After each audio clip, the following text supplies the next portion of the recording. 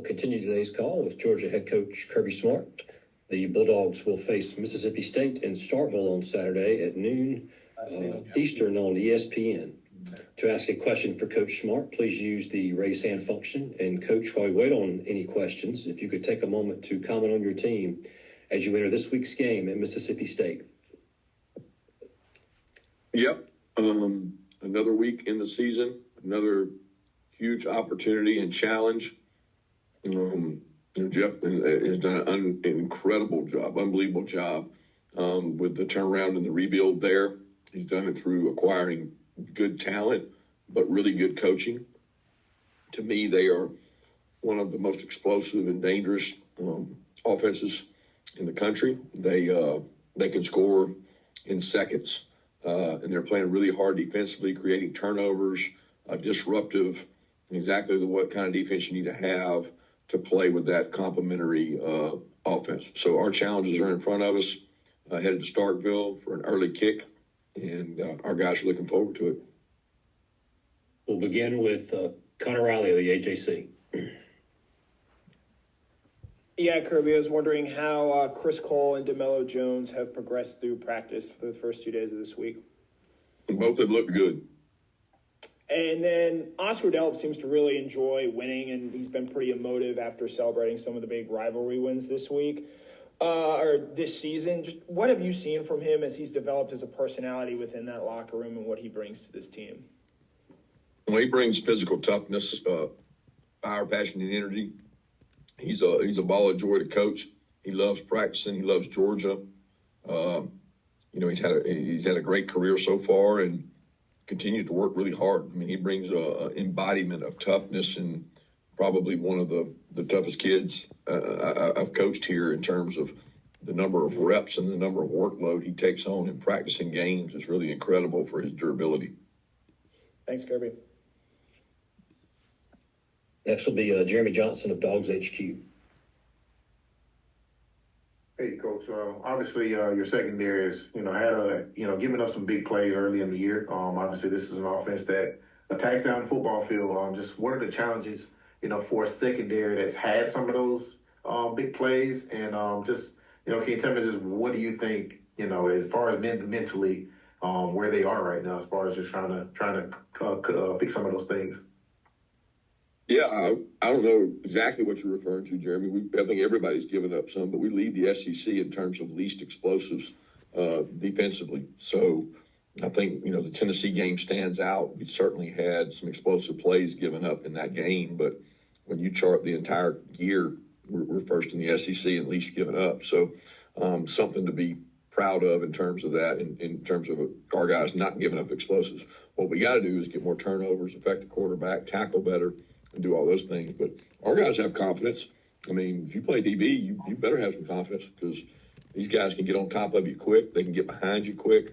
They've done it to everybody they played. There's nobody that they haven't gotten behind. It's a matter of whether they connect on those opportunities. Thank you, Coach.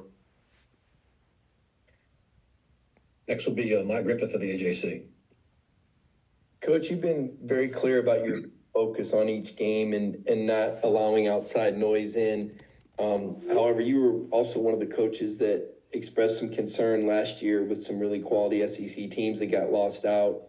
And the SEC took some steps to encourage a different schedule metric or a change of that. And last night they revealed this record strength where they look at cumulative scores and they talked about adding a little bit of weight to good teams on schedule strength. Did you take a glance? Do you feel like that we can see that the schedule strength is being considered more? And do you like what you hear when they talk about the coaches actually looking at film and as they evaluate these teams and putting a little bit more subjectivity into the rankings?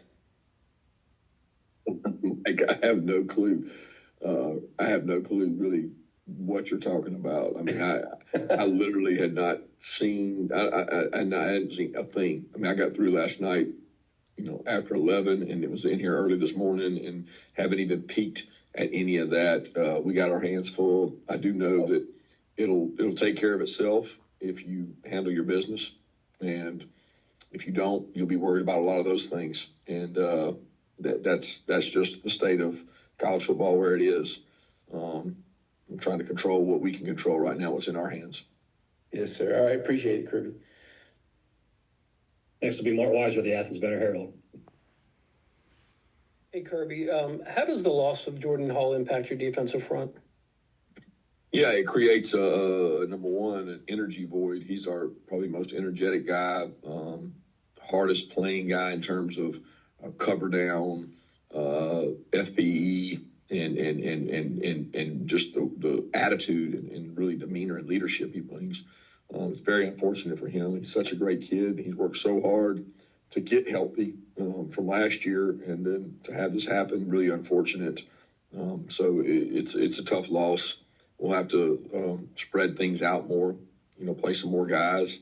And we have a good rotation of guys we play already, but it'll be important that we're able to play more guys. And you just talked about Mississippi State scoring in seconds. How do you combat that defensively? And I'm not sure with them if a lot of that is sudden change or what. What do you mean sudden change? Well, a turnover and they go deep the next play, that kind of thing. Oh, yeah. I mean, it don't matter if it's a turnover, a kickoff, a punt. They're trying to score every play. I mean, they're an attacking style offense with tempo. They want to get their snaps. They're going to take their shots.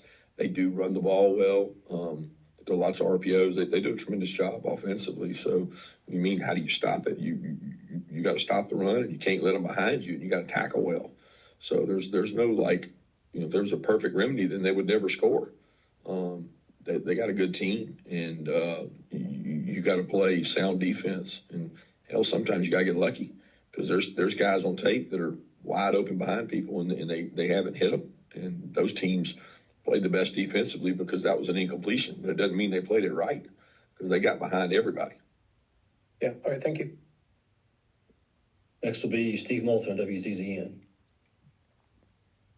Coach, appreciate the time as always, sir. You mentioned about Mississippi State and their improvement. What have you seen just film-wise from last year to this year, overall improvement for Mississippi State this year, Coach?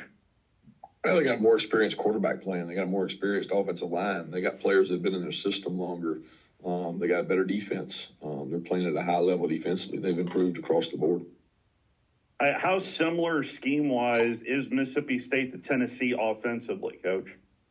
We're similar but different. Can you explain a little bit more, or? I got asked that question early in the week, Steve. It's similar but different. Gotcha. Thank you, Coach. Coach, I think that's going to wrap you up for today. Thank you. Thank you.